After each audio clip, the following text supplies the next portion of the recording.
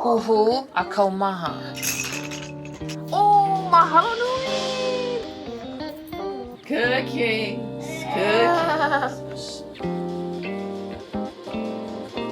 You see where I'm coming from? I mean, whoa. Heavy. Trash. Step 1. Open up, let the light in. Yeah, take a good look at all of this. Oh yeah. I don't know if it's dirty or clean or what. We got a basket full of clothes. We got clothes on the floor. We got jackets. We got jackets that don't even fit her anymore. We got toys and blocks and all the things and books and Bibles and inside-out shirts and moons. Mahina, what are you doing there? So the first thing I like to do, and I think is the most logical way of getting the mess out of the room, first and foremost, is by getting everything out of the room. Let's just start here. What? I can't stand the trinkets. The trinkets. Is this clean? Elsa? Okay. Close there. This is what I also have to do, and I think every parent should do when cleaning out their children's things, is to, yeah, exactly.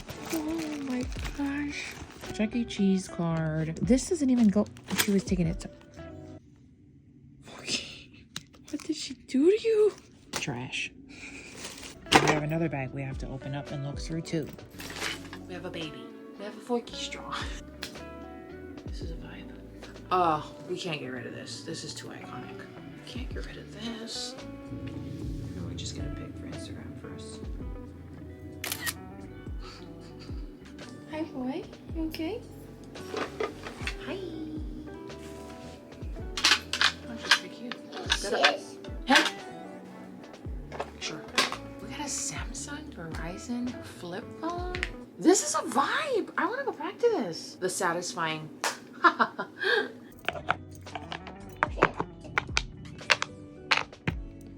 Voila.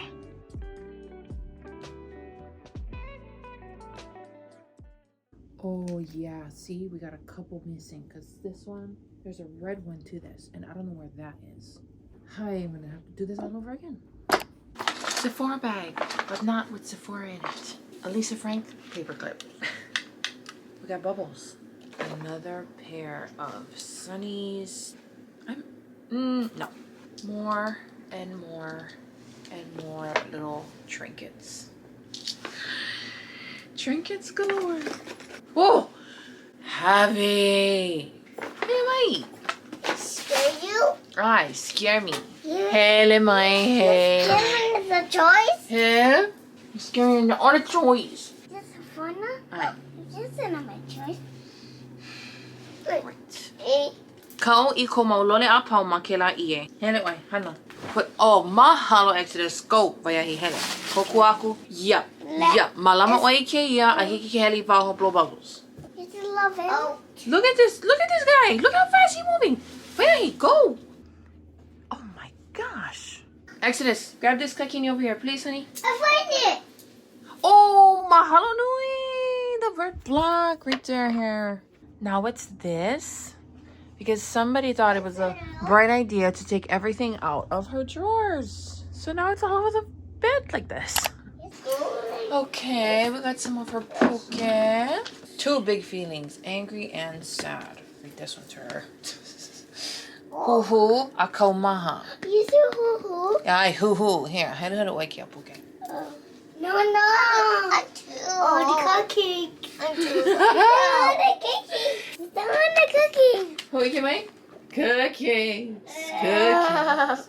Ooh, nana, she said. I try to keep on top of going through her clothes, storing away clothes that are too small, things that we can save for potentially for another baby. But it's just staying on top of the cycling through, because we hang some of her clothes and then her more everyday clothes, we put it in the drawer. But then yeah, one day she just came through and took everything out, and I saw everything on the floor and her bed, and I thought, oh my gosh, this girl. So I think what I'm gonna do is just throw everything in the washer, or actually maybe even sort through this clothes right now and see what's too small and what just things that maybe I can start bagging and putting away into storage. I think I gotta do that first, and then we can throw everything else in the washer. I also have things up there too that I gotta go through. A lot of the stuff up there mostly is the size that she wears now. 3 to 4 years, good. 40, good. Cat and Jack, 40, good. 45, good. And these are all her Lole Makalike. The set from Zara is 3 to 4, good. This is a bathing suit? Why is this hanging? I think this one is small for her already. 3 to 4T. We'll see. We'll put that to test in the summer. This top is a 3 to 4. She's never worn this. The tag is still on it. She needs to wear it. And then her cardigan from Old Navy is a 3T. That's so good. 6, 7? Okay, sure. So everything up there is good. Very good. Okay. Wow!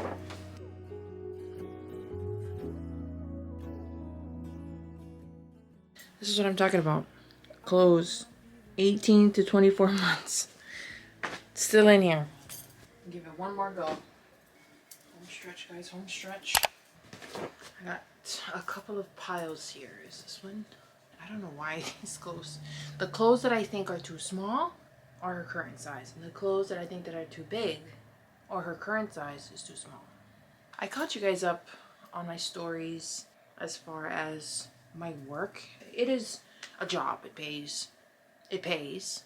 But it's also this sense of, a friend of mine said this, it's a type of responsibility to give back.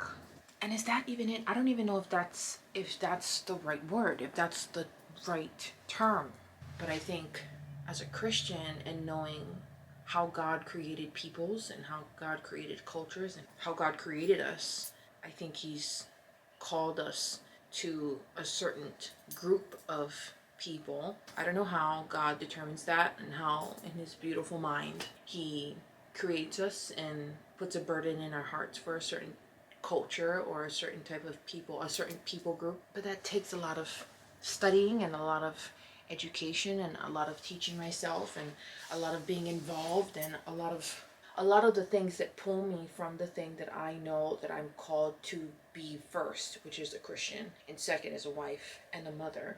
And I don't know how to do that in the comfort of my own home, to be home with the primary function in which I believe women, and I'm not just talking about Hawaiian women, I'm just talking about the sex, women, female in general, is called to. And this is something that I'm wrestling with and that I've been wrestling with. What is the primary function of a woman? What is the primary function? What are we made for? What are we made for? And of course, we're first made to worship God. I mean, that's number one. That's it. That is number one, to worship God. We were made for his delight. But second is to create life, is to make life. I mean, the top tier of functions. But with the way that our culture is now, and celebrating divorce, you find someone that'll make you a better you. Good grief, that's a risky call. You'll actually find how much worse of a person you are when you find the person that you think will make you a better you, because then the worst of you comes out, and then you'll have to face that. But nobody wants to face that, so that's why they just opt out and click out and check out. So that's that. But with this job, with this kuleana, with this hana that I have, it really takes up all of my time.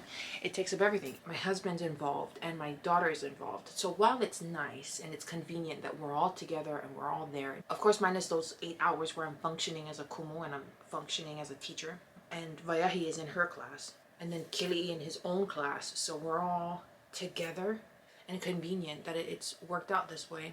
But I know it'll come to an end. That is just where Kili and I, our minds are. Because of course, she's just going to move on. She's just going to go to another school.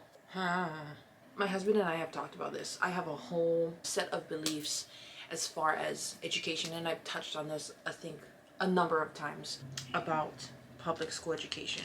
And it's beautiful with the program that we're in now. The program that my husband and I both work for. that our daughter is involved in currently and has one more year up next year. But as far as anything beyond that, my mind starts turning when I start thinking of it. And I think I always talk about this, you guys, because I'm wrestling with it. Women's role at home and the things that I believe don't actually line up with the life that I'm living because I'm working. My child is in school. Thankfully, I'm there at the school. And sometimes when I make my way over to the other building where she is, I peek in on her and I see her. But I know that that in and of itself takes a toll on her behavior, being in a setting in a classroom filled with 9 other children with their own special, beautiful personalities and backgrounds. I told Kelly before, I said, brace ourselves for the behaviors that I suppose just naturally come with toddlerhood and growth, anger and sadness and frustration and all of these big feelings that they don't know what to do with. But then you add 8 other, 10 other, 15 other, whatever the size of your classroom is, to that one, and they're all kind of bouncing off of each other. You know what I mean? Because the ratio of adult to children, there's more children. So in actuality, who's doing the teaching? Oh my God. You see where I'm coming from? I mean, this is just the type of thing that I go over with the Lord. Surrender it back. Because when I start to think about it, really thought of it that way. But when you put them in a classroom and the ratio of teachers to children, I mean, clearly, depending on the type of teacher that you are and the way that you teach, you'll be able to flow well in your job, in your work. But in the day-to-day, on that random Wednesday morning when everyone is on something and it's just nuts and it's crazy, it puts the stress on the teacher, who most of the time, most teachers have always been women. Why? Because that's one of their primary, is that my phone? That's one of their primary functions, is to nurture and to teach. But their first classroom is actually at home with their own children. And so it's just this whole system, guys. It's just something. I've been wrestling with it for a really long time now that I am a mom. Oof. That's why for the work that I do, it's not just work. It's almost philosophical. Philosophical in the way where I know that there are layers to this thing. There are layers to the work that I'm doing. There is a purpose and a plan, and there is a path to, I swear I was not trying to set up an acronym. First letter of every word, I wasn't trying to do that, I swear. It's this whole thing that's attached and part of the work that I'm doing, that I am going back to tomorrow morning at 7:30 a.m. All of this is contributing to that work, me as a Christian, me as a mom. And then there's my home, this room, my daughter's room that's been in shambles for a while now, that I haven't been able to get to because I'm just too exhausted from work. Be that as it may, it is what it is. I do it when I can. But I think about when I was a stay-at-home mom, I mean, what did I consume my time with? Social media. The matters of the home were still kind of, I mean, it wasn't bad. It wasn't to the point where it is now, where I think I know that there are messes everywhere and I just can't get to it. And when I do have time to get to it, I do not want to because I'm too tired. And then we got field trips, and then we got to juggle time with family. And then it starts all over again. And then we find ourselves in a moment where we have to do the thing that we have to do and get done. And then guess what? It gets messy again. And we have to start all over again. Period. And that's what it is. So gang, momming, mom life hasn't been hard. Wrestling with my views as a Christian mom, a Christian wife, a Christian teacher, a Christian kumu'olelo Hawaii has been hard. So how do I function in all of these roles as a Kalikiano, as a Christian first? That's been difficult. And I think during this season of Lent, that's something that I need to seek the Lord about. Well, we've gotten through the mess. I have a few stragglers here, but for the most part, everything is sorted through. So pray for your girl, because that's what I'm going through and trying to have